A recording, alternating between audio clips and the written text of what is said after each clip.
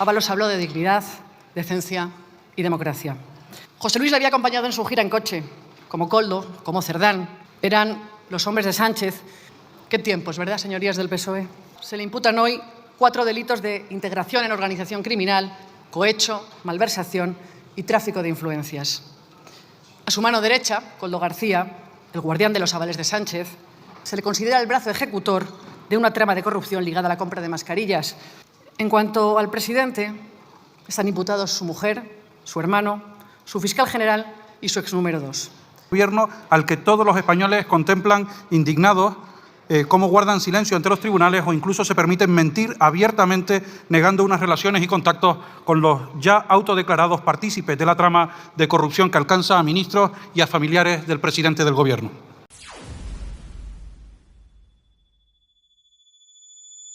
Señorías, empecemos por el principio.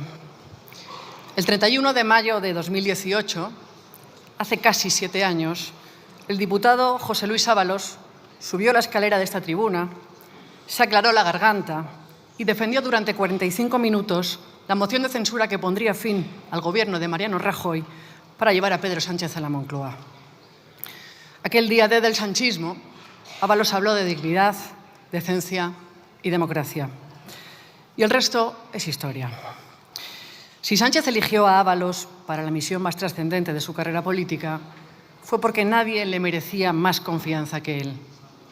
José Luis había estado a su lado en los peores momentos, cuando tuvo que abandonar la Secretaría General porque el partido no le siguió en su veleidad de pactos con los independentistas. Qué tiempos, ¿verdad, señorías del PSOE? José Luis le había acompañado en su gira en coche, como Koldo, como Cerdán, por las agrupaciones socialistas de toda España, para ganar unas primarias a Susana Díaz. Con ellos empezó todo. Eran los hombres de Sánchez y así lo reflejaban los periódicos de la época. Un titular del diario El País en 2017 decía: Ábalos, el hombre para construir el partido de Pedro Sánchez. Ya nos avisaban de que el partido de Pedro Sánchez y el PSOE no eran la misma cosa.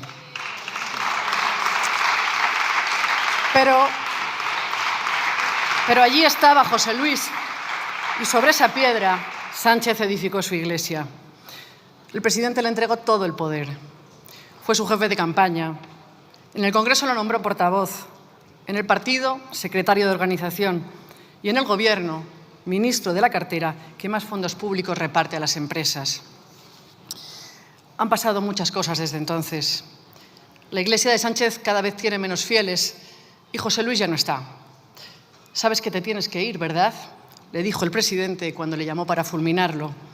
Y todavía no nos ha explicado por qué se tenía que ir. A Ábalos se le imputan hoy 4 delitos de integración en organización criminal, cohecho, malversación y tráfico de influencias. A su mano derecha, Koldo García, el guardián de los avales de Sánchez, el corazón comprometido, el referente socialista, como lo llamó el presidente, se le considera el brazo ejecutor de una trama de corrupción ligada a la compra de mascarillas, en los días en que el común de los españoles vivíamos encerrados en nuestras casas. Y Santos Cerdán, bueno, estoy segura de que ha conocido tiempos mejores. En cuanto al presidente, están imputados su mujer, su hermano, su fiscal general y su exnúmero 2. Ya saben, dignidad, decencia y democracia. En resumen, Ábalos, Koldo, Cerdán, Sánchez, el coche está para el desguace. Y eso demuestra que la corrupción que rodea a este gobierno no es una anécdota. No puede considerarse circunstancial, ni accidental, ni contingente, porque está en el mismo embrión, en el núcleo fundacional del sanchismo. La corrupción, quién sabe si todavía en potencia o ya en acto, viajaba en 2016 a bordo de aquel coche con Pedro Sánchez. Es irónico. Llegaron al gobierno con la promesa de combatir la corrupción y hoy no hay un solo día en que la prensa no hable de la corrupción de este gobierno. Han colonizado todas las instituciones, han atacado la separación de poderes, han mentido a mucha gente, a gente que les confió su voto. Y en lugar de rendir cuentas, vienen aquí cada semana a hacer oposición a la oposición. Y mientras se dedica a hacer oposición a la oposición, claro, el gobierno no gobierna. Porque lo peor de todo es que un gobierno que destina toda su energía a defenderse en los tribunales, a apagar fuegos en su coalición y a renegociar en Suiza su hipoteca con Puigdemont, carece de liderazgo y la capacidad ejecutiva para hacer frente a los desafíos que España y Europa tienen por delante. Y créanme que son desafíos de primer orden. Miren, hay muchas razones que pueden llevar a una persona a corromperse. Contra la corrupción no sirve de vacuna la ideología, ni la moral religiosa, ni el género, ni la clase social. Pero siempre hay un denominador común. Todos los que se corrompen creen que a ellos no les van a pillar. Es un recordatorio de la función de este Parlamento, que es escrutar al poder, pedir explicaciones, y la función de cualquier gobierno, que es ofrecer respuestas, rendir cuentas. Creemos que no puede haber justificación para votar en contra de esta iniciativa. No hay excusas para seguir callando.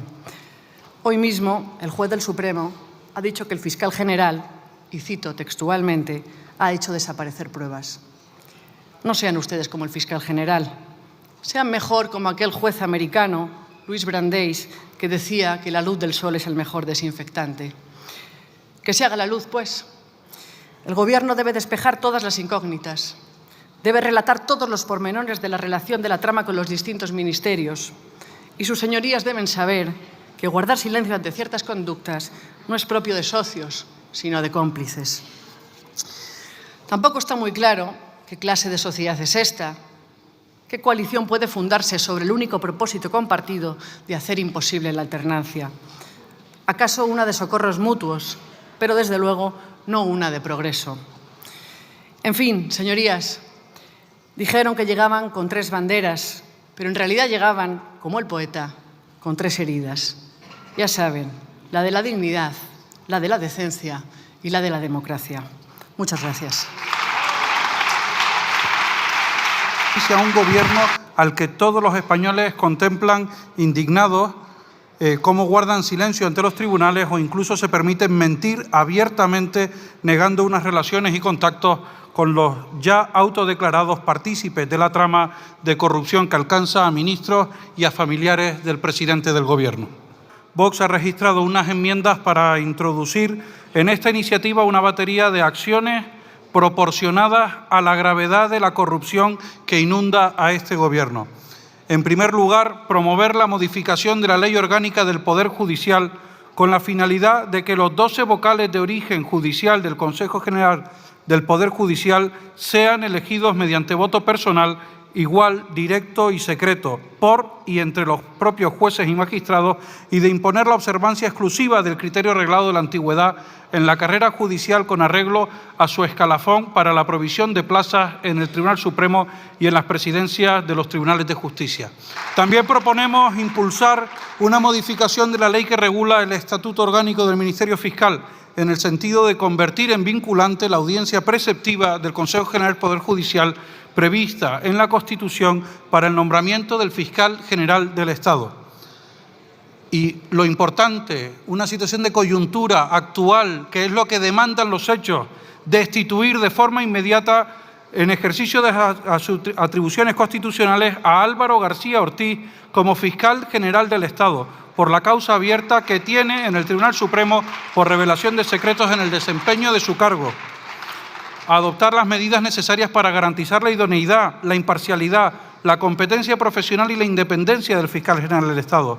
Derogar el Real Decreto Ley por el que se modificó la Ley de la Radio y la Televisión de titularidad estatal para adoptar medidas urgentes relativas al régimen jurídico aplicable a la Corporación de Radio y Televisión Española por suponer el control político y, por lo tanto, arbitrario de la radiotelevisión pública en España, que debe prestar servicios desde la neutralidad.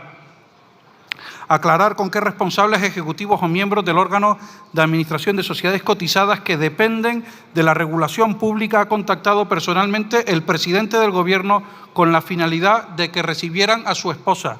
Pregunta insistentemente reiterada y nunca contestada por parte del presidente del Gobierno. Poner fin a la intolerable situación actual del Gobierno de deterioro institucional por medio de la convocatoria de elecciones a Cortes Generales, que deberá realizarse por el jefe del Ejecutivo. Por cierto, petición esta última que ha sido calificada desfavorablemente por la mesa de esta Cámara cuando parece que de repente ha cambiado un criterio porque esta situación ha sido demandada reiteradamente desde hace años, porque no es nuevo el deterioro y la corrupción en este gobierno, y ahora es cuando esta Cámara impide que se inste esta disolución del gobierno y convocatoria de elecciones generales. Volvemos a pedir la restauración de la dignidad y el prestigio de las instituciones del Estado. También lo que tiene que ver con esta Cámara parlamentaria. Desde Vox seguiremos ofreciendo una alternativa patriótica que cada vez cuenta con más apoyos en España y en el resto del mundo. Es la hora de los patriotas. Muchas gracias. Muchas gracias por ver el vídeo. No te olvides de suscribirte, darle me gusta y activar la campanita. Nos vemos en el siguiente.